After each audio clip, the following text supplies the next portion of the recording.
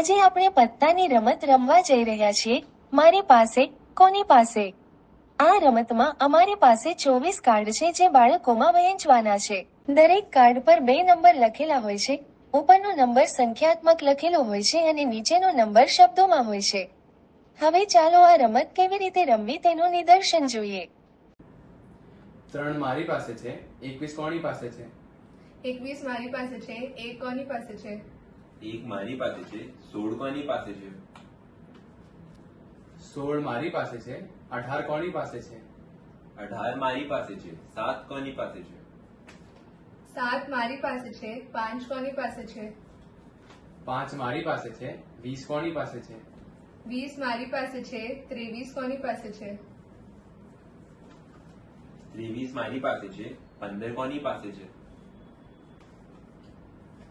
15 મારી પાસે છે, 11 કોની પાસે છે? 11 મારી પાસે છે, 6 કોની પાસે છે? 6 મારી પાસે છે, 13 કોની પાસે છે? 13 મારી પાસે છે, 9 કોની પાસે છે? 9 મારી પાસે છે, 2 કોની પાસે છે? 2 મારી પાસે છે, 17 કોની પાસે છે? 17 મારી પાસે છે, 19 કોની પાસે છે?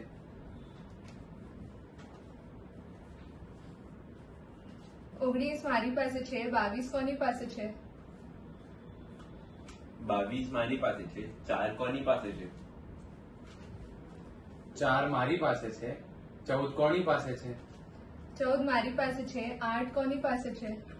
8 મારી પાસે છે,